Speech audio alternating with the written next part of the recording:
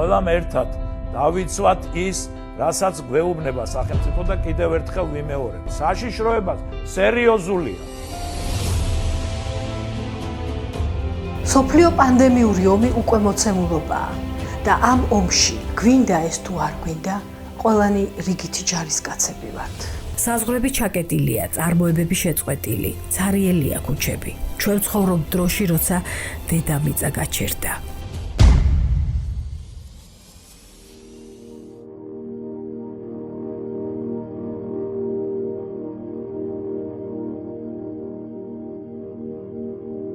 COVID-19 ქვეყანაზე თავის წესრიგს ამყარებს. თუ კი რამ დადებითი ახლავს ამ ომს, ეს ყველა კეთილი ნების ადამიანის კონსოლიდაციაა. გვაქვს თუ არა დაცვითი მექანიზმები იმ ვირუსისგან, რომელიც დღეს მეცნიერებისთვისაც ახალია.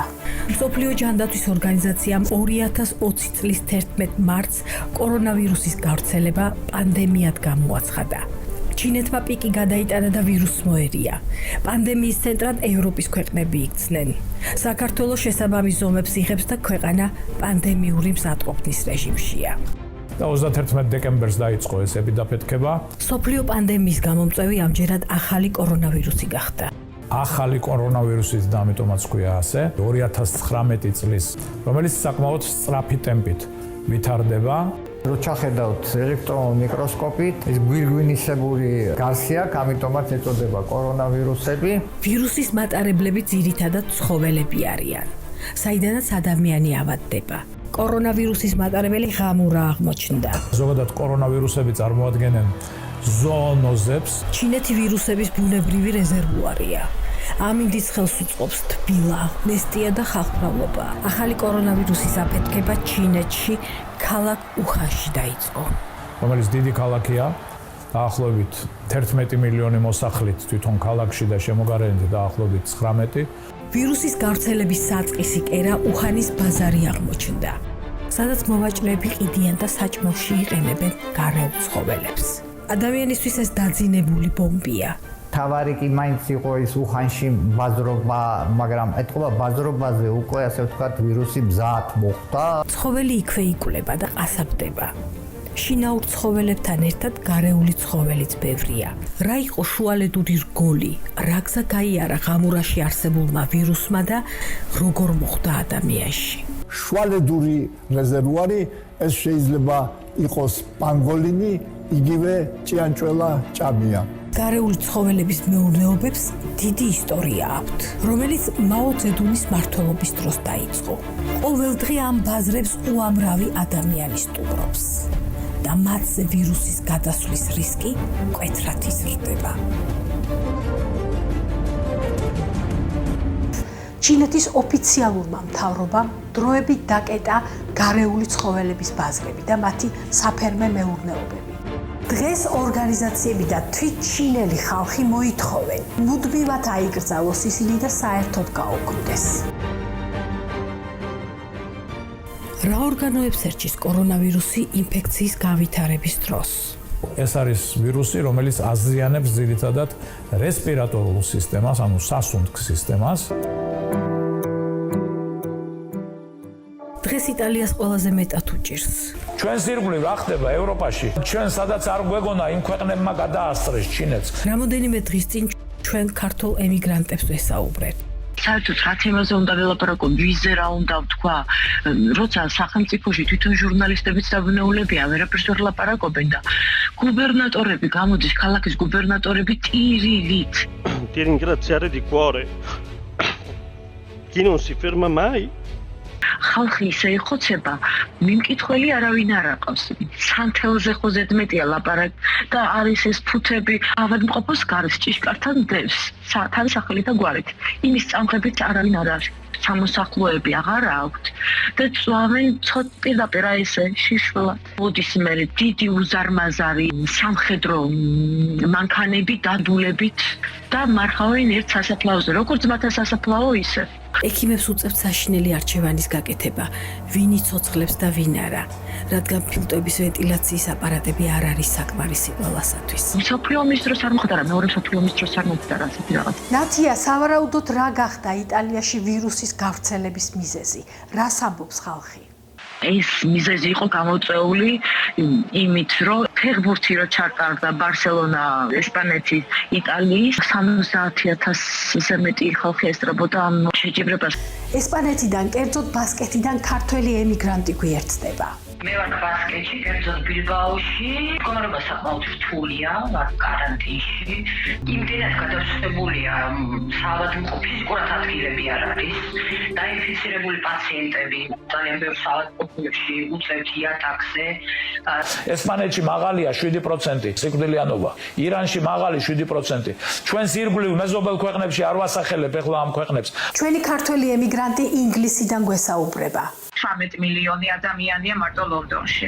შტოებით რო წავა, იმის გაჩერება მე ძალიან ძნელია. მე არ დაიწყეს თავიდან, მაგრამ მე იმდენად წავიდა შტოები, რომ უკვე ასრი აღარ ქონდა. პიკის შეჩერებას ვცდილობ. 30,000 დაახლოებით 30,000 საწოლი აქვს მარტო ლონდონში.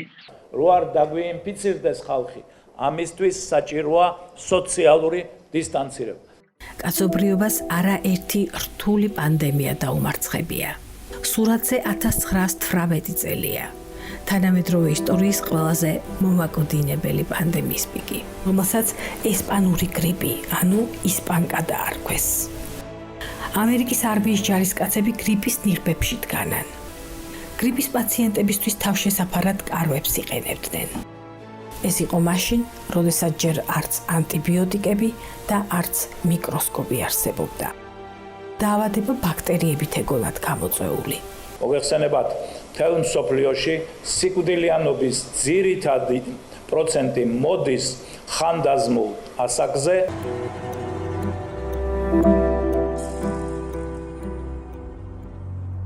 1920 წლის ივლისში, ერთი სრული საუკუნის წინ, თბილისის ქალაქის საბჭოს სხდომაზე მოსმენილ იქნა საექიმო სასანიტარო სამსახურის ინსპექტორის მეუნარგიას მოხსენება.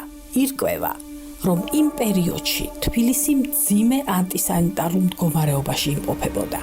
ქალაქს 6 სასანიტარო ექიმი ჰყავს და ყოველ მათგანს 2 სამილიციო უბანი ეპარა. საექიმო სასანიტარო განყოფილება ავადმყოფთა გადასაყვანად 2 ეტლითა და 2 ავტომობილ სანიტარკით იყო აღჭურვილი. ქალაქში 4 ენაზე იყო გამოკრული ინფექციების გავრცელების პრევენციის ინსტრუქცია.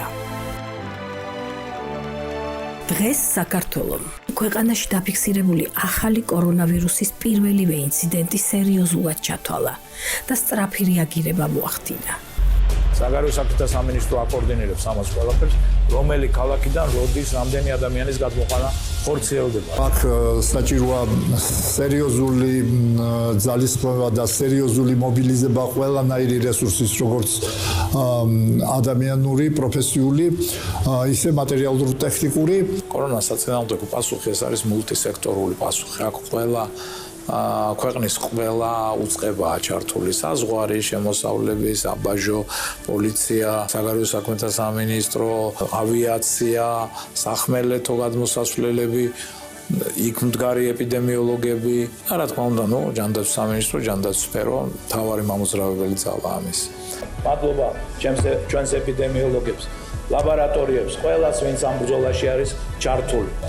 დიახ, ეს ხალხი გმირები არიან. შემიძლია ვთქვა, რომ ლაბორატორიები სრულად უზართავარ. ლუგარის ცენტრი წარმოადგენს ქვეყნის ბიოლოგიური უსაფრთხოების ერთ-ერთ მთავარ შემადგენელ კომპონენტს და ვიტყოდი პირდაპირ, რომ ეს არის ჩვენი ქვეყნის სიმდიდრე, რომელიც ამერიკის შეერთებულმა შტატებმა, როგორც ქვეყნის ყველაზე მთავარმა პოლიტიკურმა პარტნიორმა აუშენა ქვეყანას და შექმნა ქვეყანაში ეგრეთ წოდებული ლაბორატორიული ზედამხედველობის სისტემა.